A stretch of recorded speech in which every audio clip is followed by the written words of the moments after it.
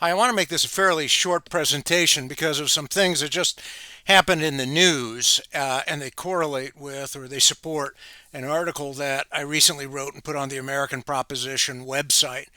So, the title of this video is Nationalism or Populism is a lie. And you can also say it's a Russian lie because the Russians are advancing populism or nationalism around the globe. And they do that to destabilize societies, to divide societies, to break up alliances so that the Russians can advance their geopolitical goals. And they want nationalism and populism to come along and get people to stop participating in the international community, the international order that the United States largely set up in 1945 and thereafter. And that's been very beneficial for the world and very prosperous for the world. So I discussed this in my article, which is Aggression by Penetration. It was posted on June 13th. So let's talk about some recent events that happened on Sunday and Monday and Tuesday and really confirm my thesis in that article. So Tucker Carlson piped up, and he piped up in the sense of the Iran-Israel conflict. Okay, and Tucker Carlson is viewed as a big MAGA, as you all know. Okay, so according to The Hill, the periodical known as The Hill, in an article entitled Trump Swipes at Tucker Carlson Over Israel-Iran Criticism, June 16th, the following is quoted. Carlson wrote that Trump was, quote, complicit in the act of war, end of quote, and said what occurs next in the region, quote, will define Donald Trump's presidency, end of quote. In a post on the social platform X last week, Carlson called out warmongers who he said were calling on Trump to demand, quote, direct U.S. military involvement in a war with Iran, end of quote. Carlson specifically cited former Fox News colleagues Sean Hannity and Mark Levin, among others. Okay, Trump responded, according to the article, quote, I don't know what Tucker Carlson is saying. Let him go get a television network and say it so that people listen, end of quote. That's what Trump told reporters when asked about Carlson's comments, and Trump made these comments during a meeting with the British Prime Minister of the Group of Seven summit. So this all deals with U.S. involvement in the Israel-Iran conflict, the current one. In other reports from other sources, Trump called Carlson kooky, and he asked someone to explain to Carlson that Iran is not supposed to have nuclear weapons. Then, according to Midas Touch, the following was posted. And I don't know who the I is in this, but Midas Touch is a media podcast. A quote, when I caught Donald Trump by phone this morning, the president wanted to make one thing clear. America first means whatever he says it does. Well, considering that I'm the one that developed America first, said Trump, and considering that the term wasn't used until I came along, I think I'm the one that decides that. For those people who say they want peace, you can't have peace if Iran has a nuclear weapon. So for all those wonderful people who don't want to do anything about Iran having a nuclear weapon, that's not peace. End of quote. Okay. So the key takeaway there is that Trump determines the doctrine and the meaning of America First, a populist or nationalist movement. Okay? He determines it. Well, that's the road to tyranny.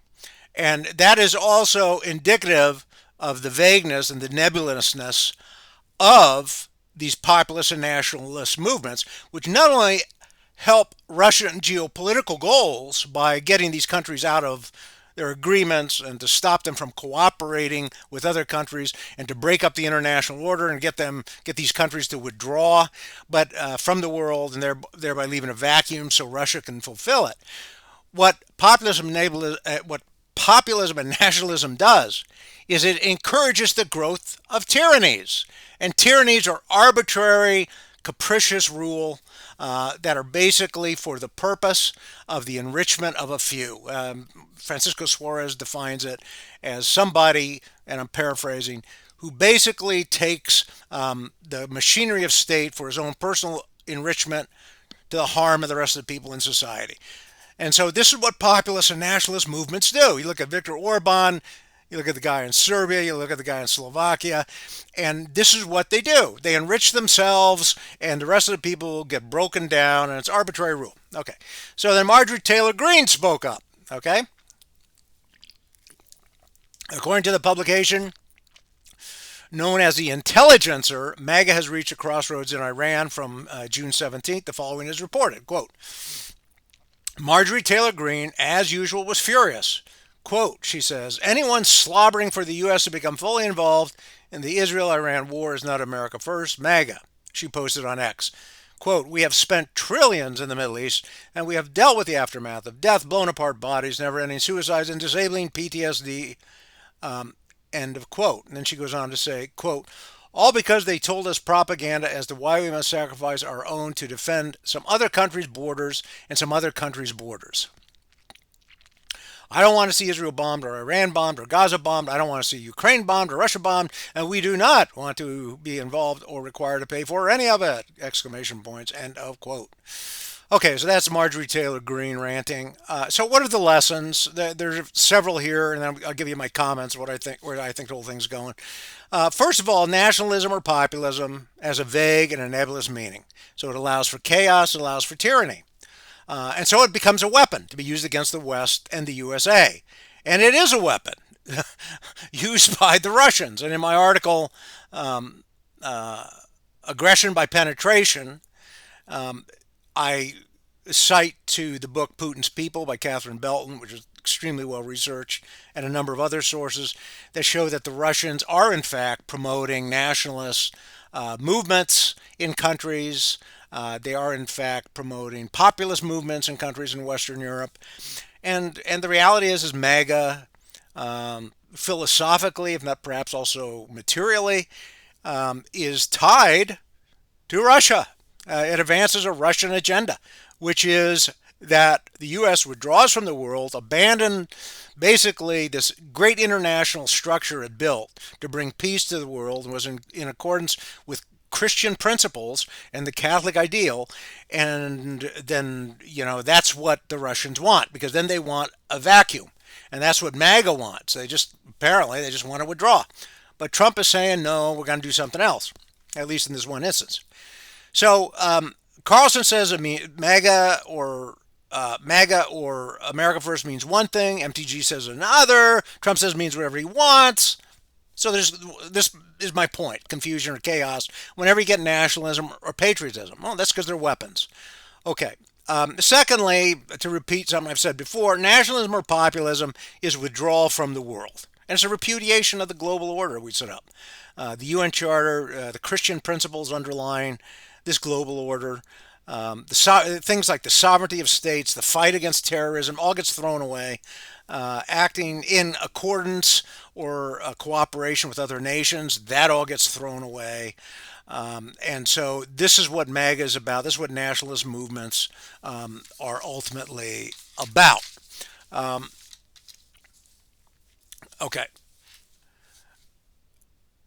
America, and if you're Catholic or Christian, you know that the church has always held that inordinate nationalism is dangerous because it puts a particular above the general. It puts one group of people's welfare above the common good of the community of nations. And there is a community of nations, and America was one of the first countries born with this idea deep in our intellectual DNA. And that has helped us to lead the world, and lead the world in a positive way. Nationalism doesn't do that. Nationalism breaks it up in a bunch of tribes that fight each other over blood and soil. And, in many ways, we are in 2025 where the world was in 1914. Okay, nationalism destroys the person because it subordinates the person to the group. And the group's good is considered superior to that of the person.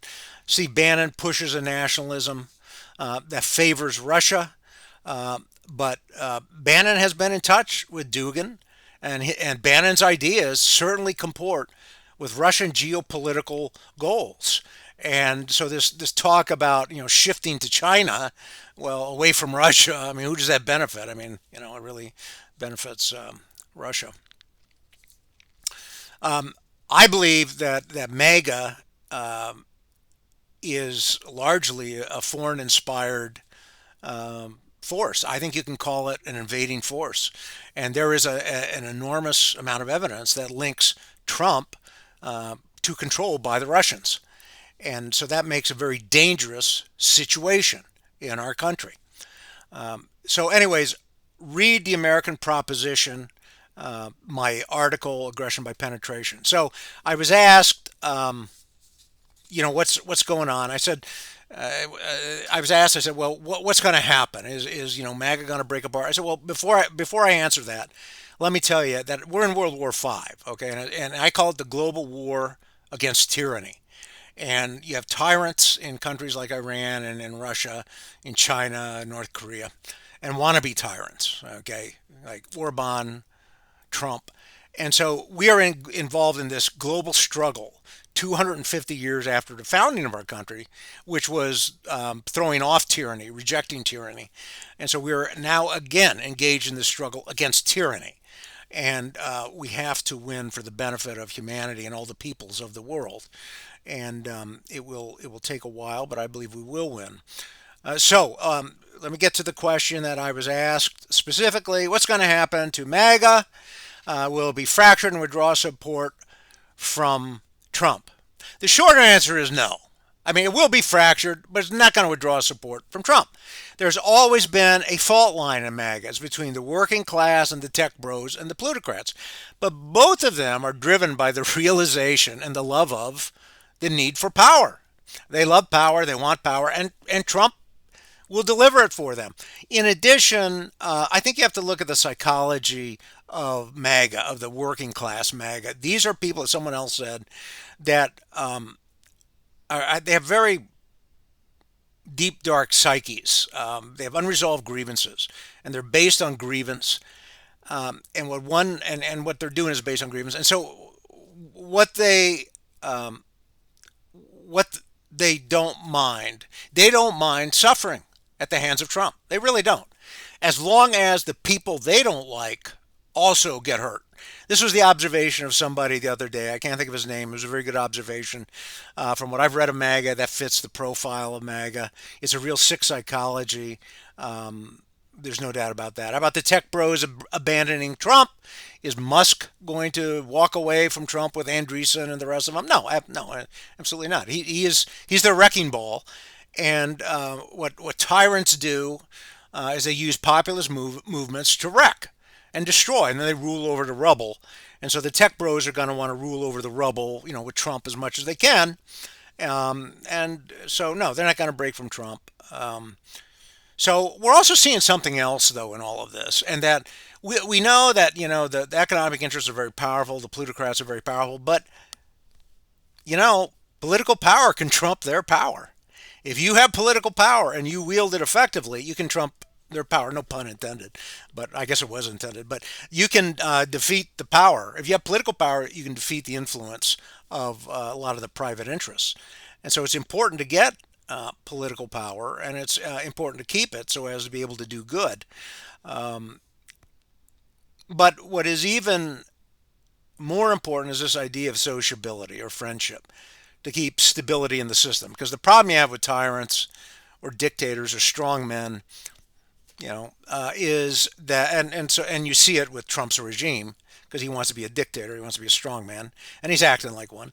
The problem with these organizations, with these regimes, is they're unstable.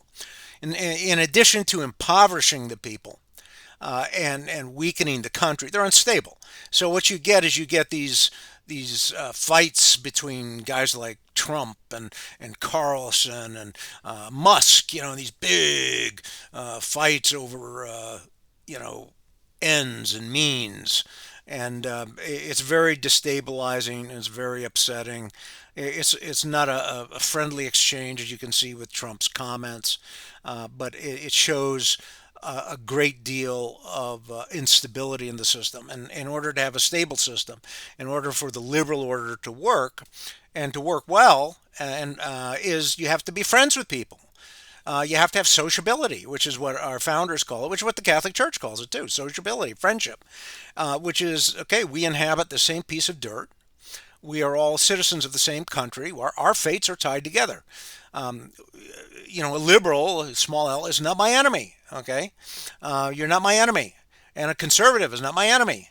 But we've been told by the MAGA machine that certain people are the enemy. They've been called names, and we have to get over that. We have to come together. We have to end that. But Trump divides people. MAGA divides people. That's how they work, and this is very dangerous to divide the country. And the churches need to weigh in and appeal to people's hearts and help people to realize that they're friends of their fellow countrymen. But a lot of churches have not done that. Trump lacks also too self-control and morality, which truly hurts. You have to have self-discipline. You have to have morality. You have to obey law. Rule of law is absolutely essential because law is rule of right reason. It brings justice and peace because it brings right order. And law is also memory, unity, and really a way to keep us together.